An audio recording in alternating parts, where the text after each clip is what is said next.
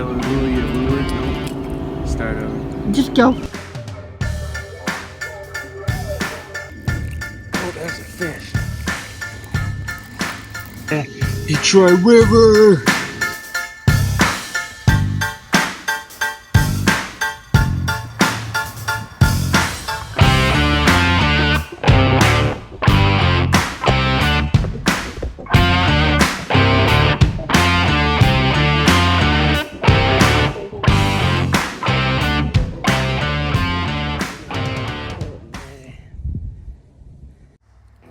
What's up, guys? Thank you for watching another video. Today I'm going to be showing you how to do a detailed painting on the 8-inch presence gill. It's a handmade resin bait. It's 5.5 ounces, extra slow sink, and you can purchase them at hallelujahlures.com. This process can be applied to any really detailed bait that you got, like if you get a blank of a hinkle or anything like that with the detailed scales.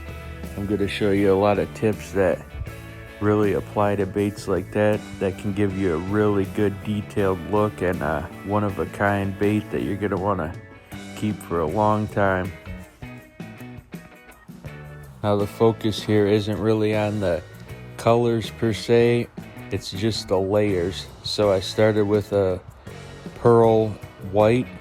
I really like to start with that light base. I never want to start with a dark base. It's harder to cover.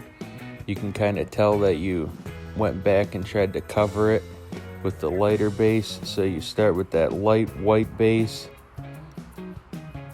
Then the next color is going to be like your yellow, your creams. Just start with that light. And I'm going to show you a lot of tips throughout this video to save time and money too. So I got that yellow in there right now. So all I'm doing is just adding a little drop of red.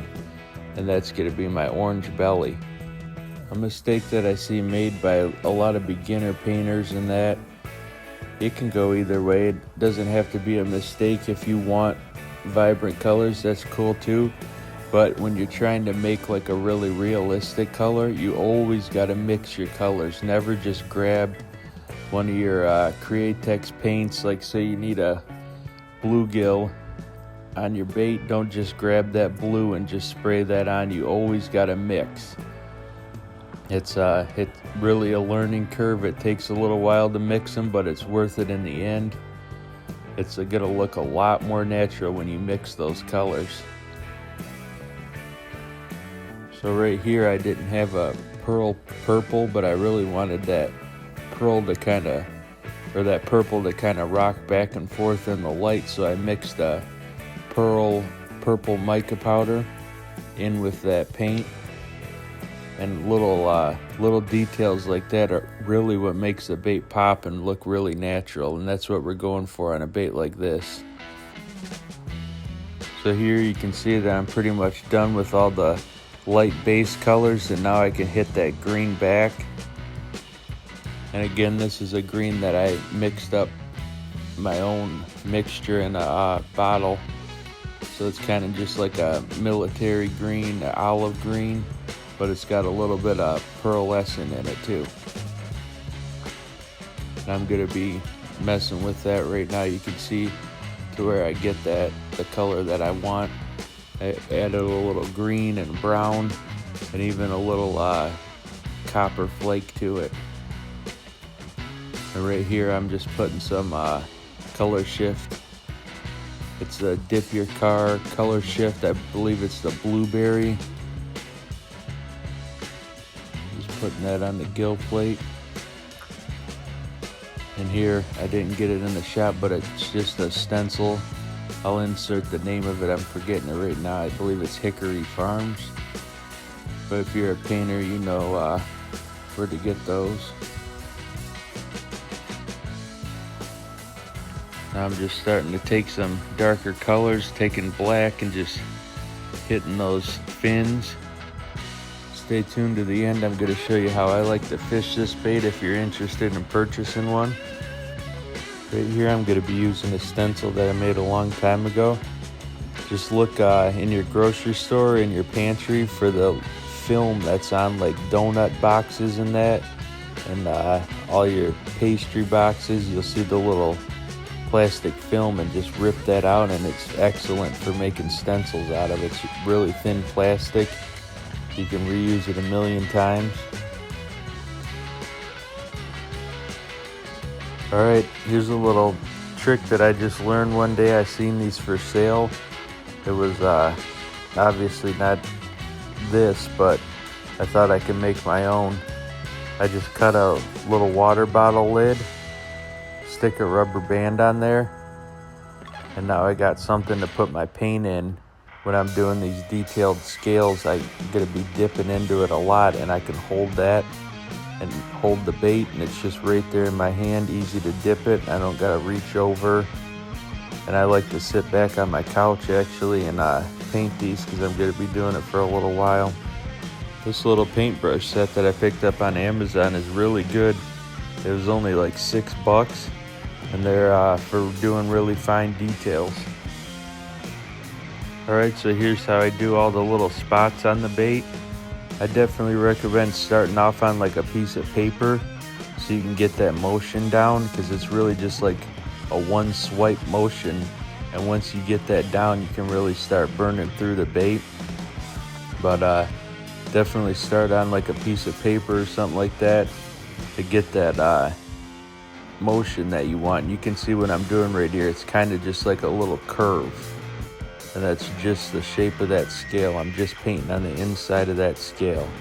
I'm not filling it in or nothing like that. It's just a little fill-in shape of that scale, but right in the center of it.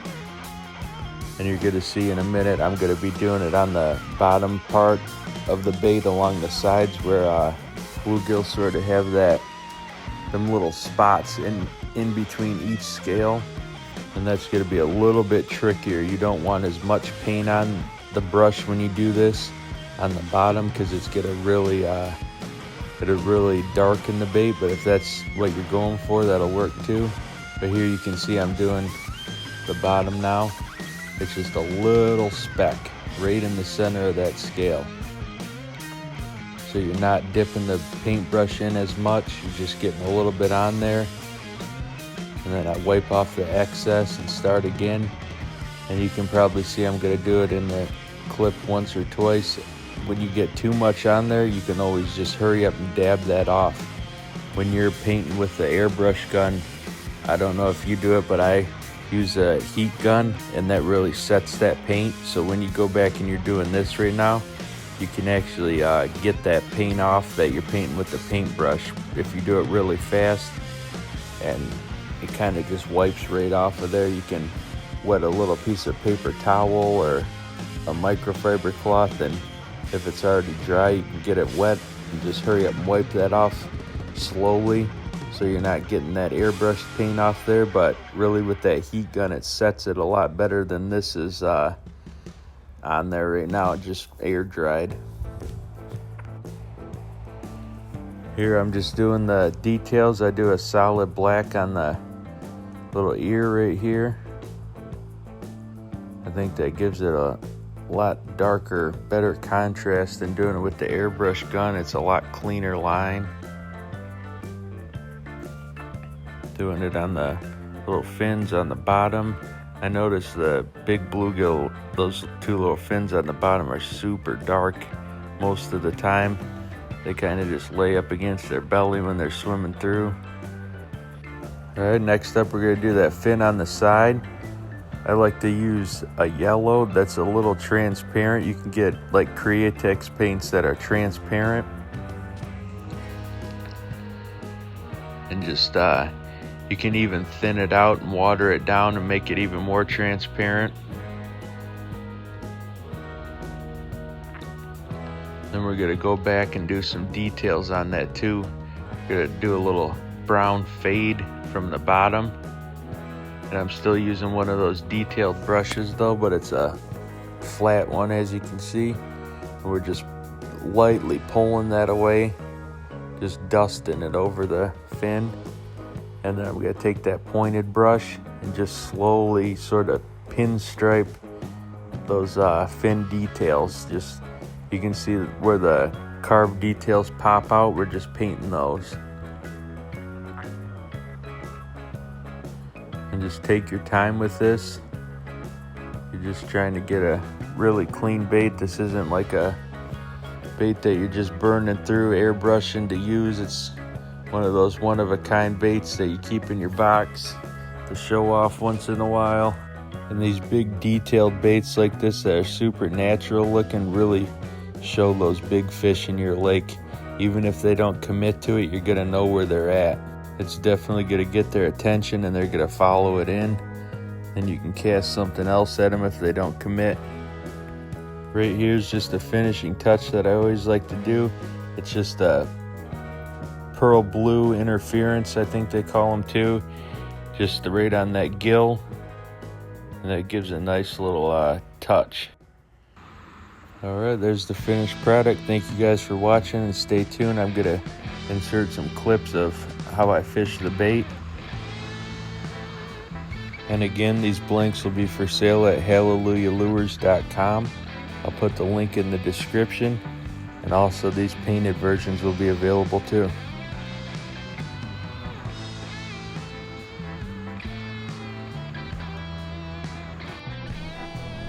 Alright, I'm going to show you guys a little demonstration on how the 8-inch presence gill likes to be fished.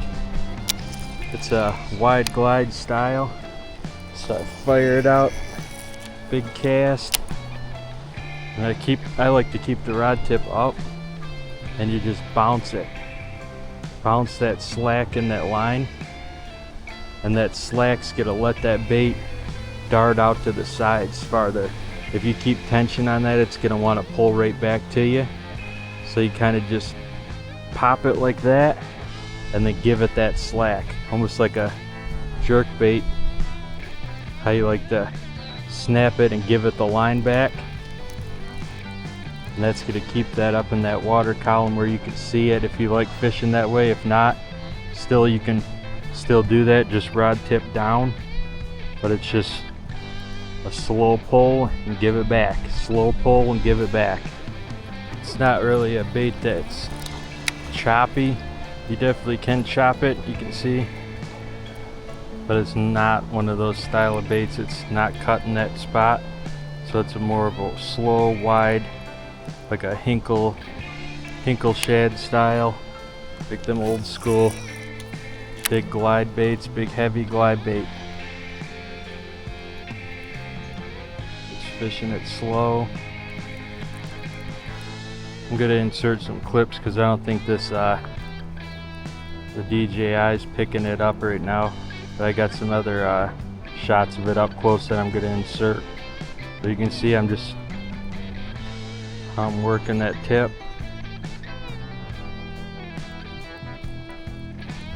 You can also just fire it out there and just get a steady retrieve going on it and just kill it.